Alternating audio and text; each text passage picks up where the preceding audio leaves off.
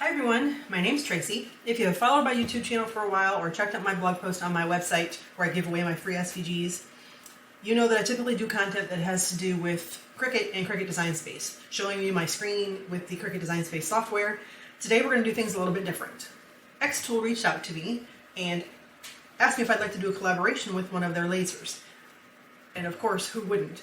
So they sent me information on a few different lasers for me to look at, and the one that I landed on is the F1. And the reason that I did that is because it's portable and it's very small.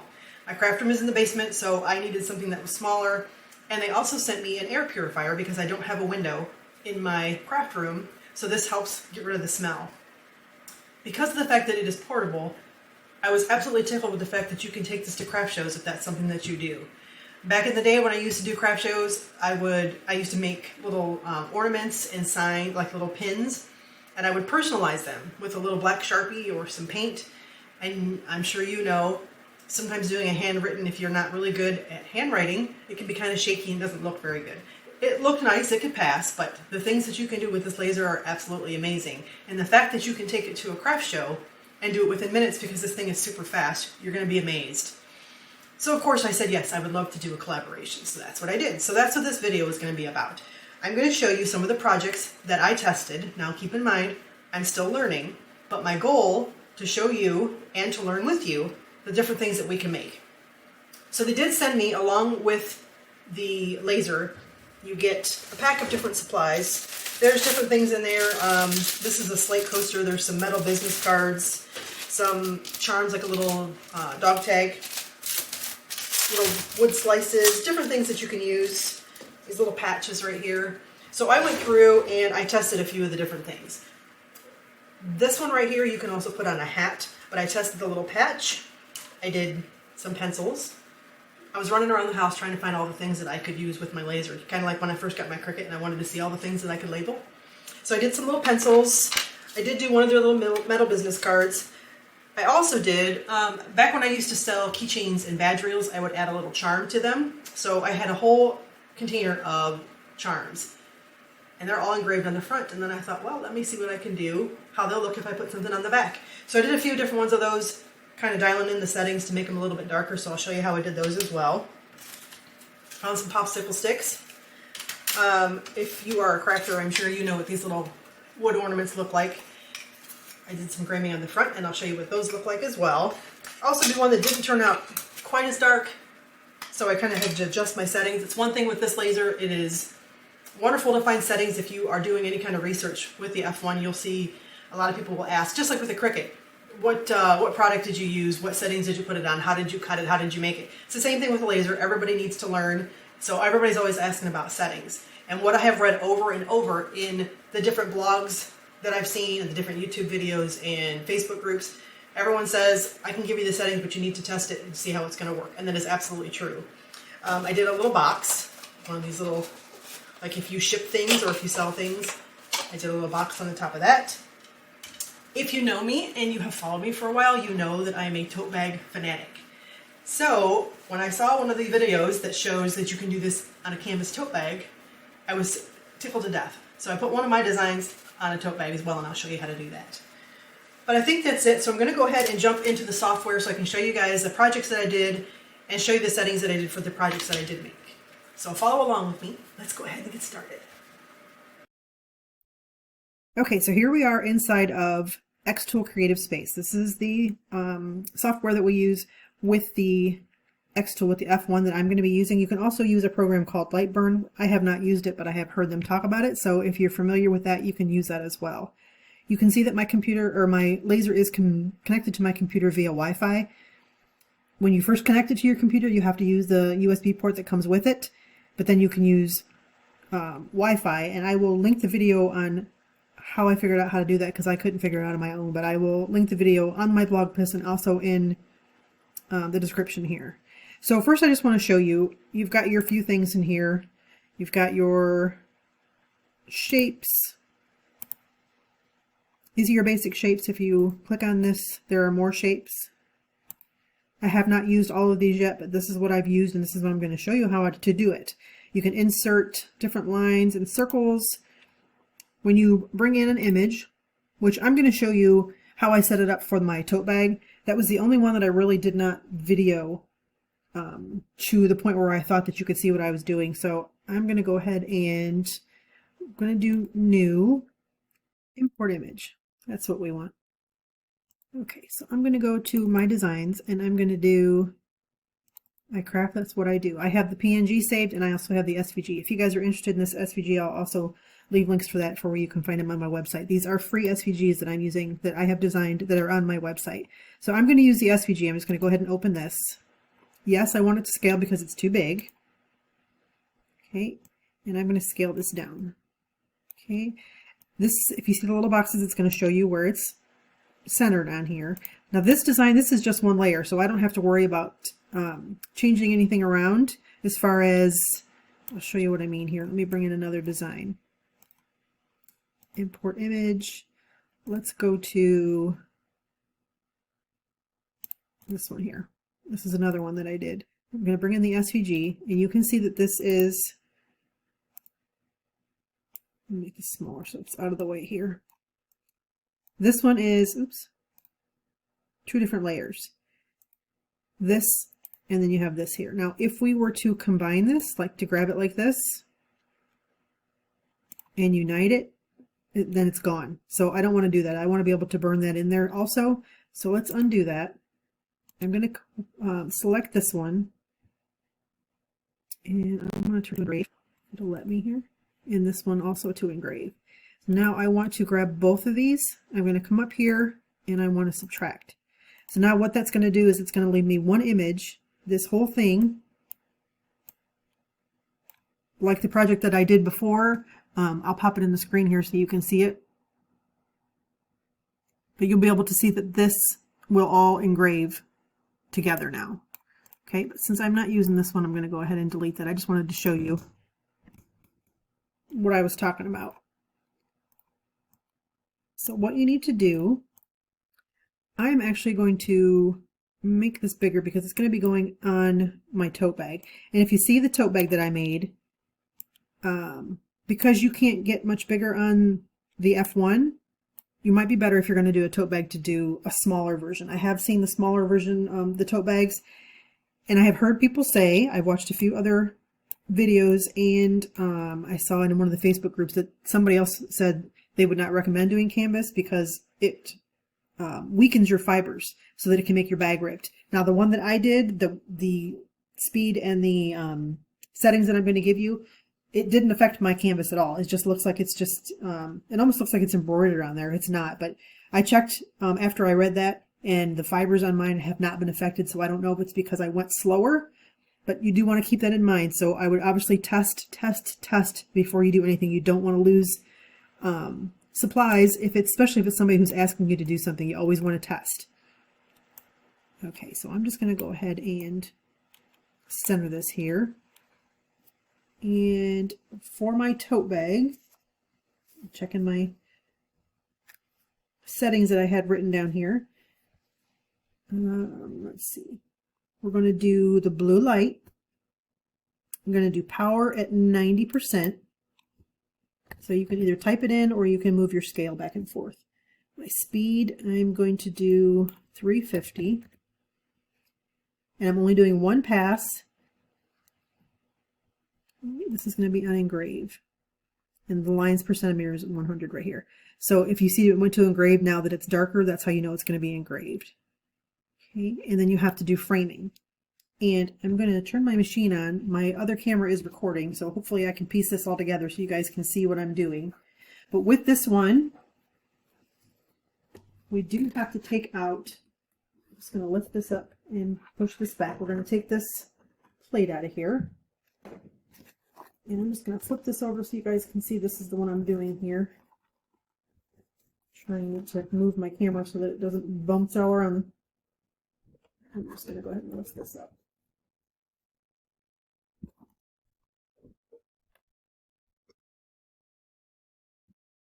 So if I did this down in the corner down here,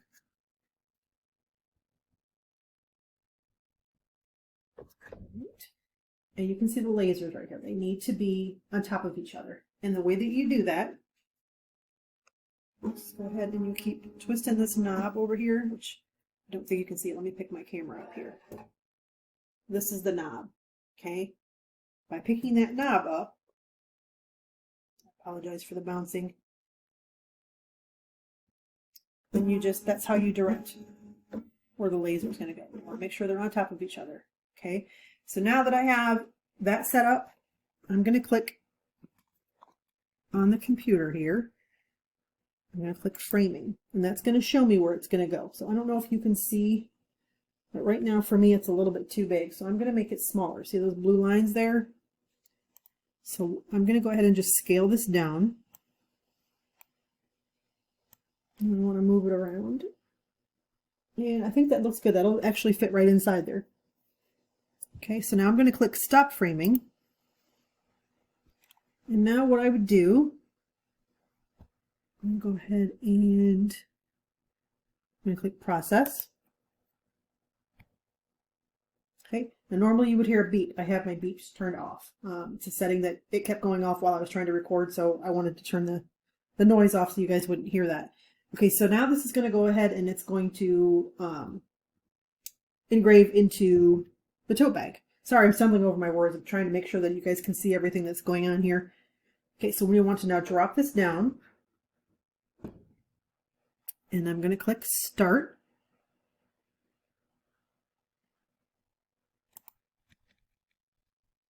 Okay, and again, now you would hear a beep, but like I said, I have it turned off, so you won't. So I'm just going to go ahead and I would now click the button to go ahead and process this. I'm not going to do it because I've already done this tote bag once, but I'll show you what it looks like in the video that I did make previously.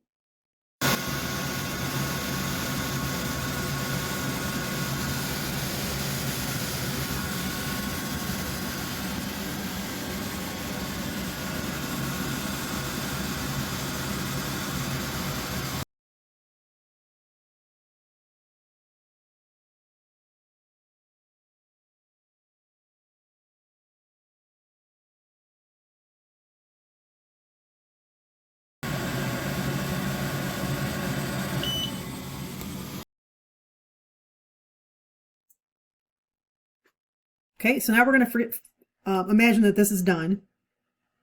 And up here it's going to show you how it runs and it's going to tell you your time. Yes, I want to cancel this. Okay. But I just wanted to show you what the screen looked like. And now you can go through also and you can save as.